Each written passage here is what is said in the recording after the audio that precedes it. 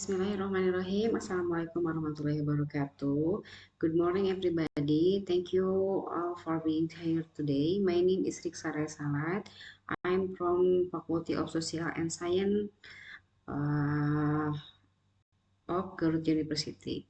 And I am honored to have the opportunity to speak with you about a topic that is of paramount importance to our society, public service and bureaucratic reform.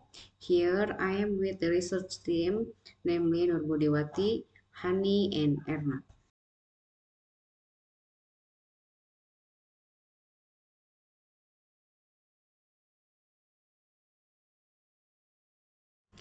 Our research is about public service governance and accountability reform.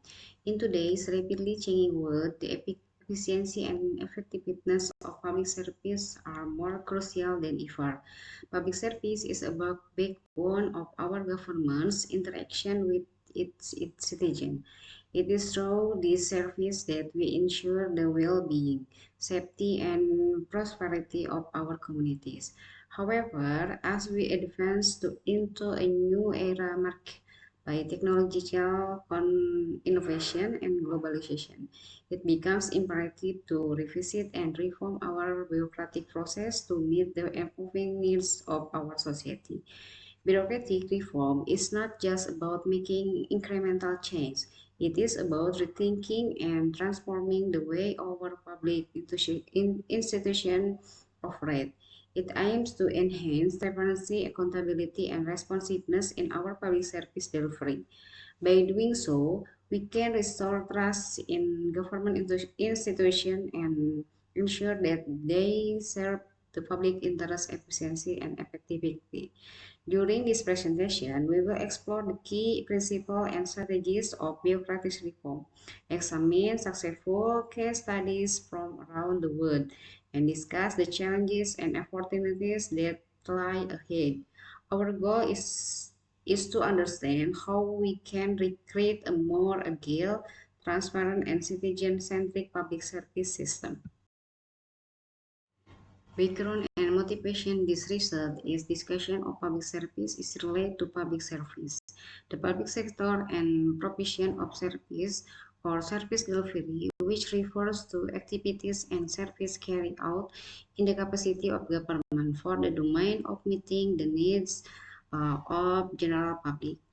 And so public service is the provision of public service that have an interest in the organization in accordance with the basic rule and procedure that have been determined. The public sector in entity whose activities are related to effort to produce public goods and service in order to fulfill public needs and rights. Service delivery in the process by which a company delivers service to customer quickly and precisely.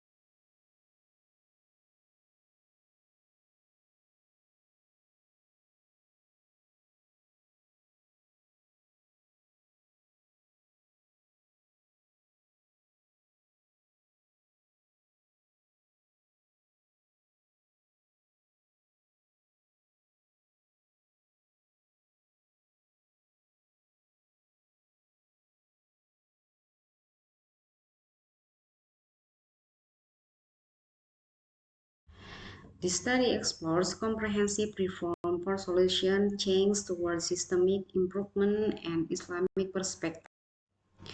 The methodology of research are qualitative research and analysis technique. The data analysis technique use triangulation as a strategy used in data validity from data source and team coherently. And data source from several literature, including the Quran, Al-Hadith, and document of interview with research person, journal, and books. This result of the research any two approach. The first one is phenomenological approach and historical approach. The phenomenological approach, the low quality of public service in Indonesia has long been a public complaint with several problems. The first, complicated and expensive service price, information accessibility and non-transparency. The qualification of existing employees don't match the need of the organization.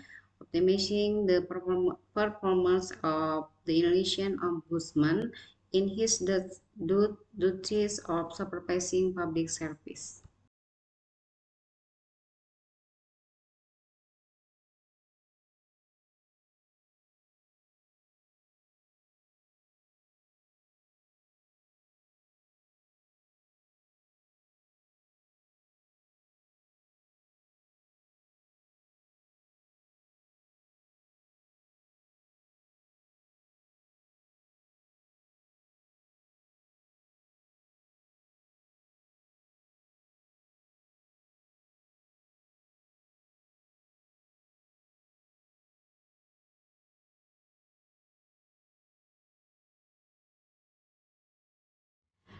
And so historical approach in Islamic perspective, a rule must build a protective state. Rasulullah SAW said, the Imam is the guardian and he is responsible for his people.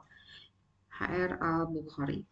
Rasulullah SAW as head of state and government appointed governor, leader or mayor, secretaries and writer, director and head of department who were responsible for community service and the benefit of the state. Baitul Mal managers and other officials. These officials are selected from individuals who have extraordinary ability, faith, and professionalism. Some of the events went through a fit and proper test carried out by the Prophet Muhammad himself. Furthermore, reporting tasks become their obligation and supervision by someone assigned by the Prophet Muhammad, so that public service are guaranteed by the state of finance by the state treasury by employing people to take care of various areas of public affairs and provide public service such as health, education, and administration, as well as service that necessary to improve general welfare. In the administrative aspect, there are characteristics of the administrative system in the Islamic Daulah, including the one ease of administration system that is far from problem. Two, the capacity of ability, the individual responsible for managing various administrative tasks so that the process runs smoothly. And three, complete transaction immediately so that people can make transaction more easily. Four, the management system is not centralized.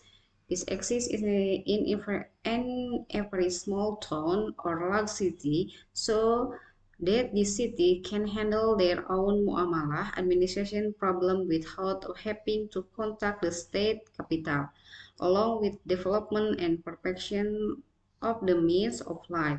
Administration also developed and perfect. Five, modern structure are used in all the directorates today with help in accuracy and speed of various tasks. This is how each directorate within the country carries out its activities.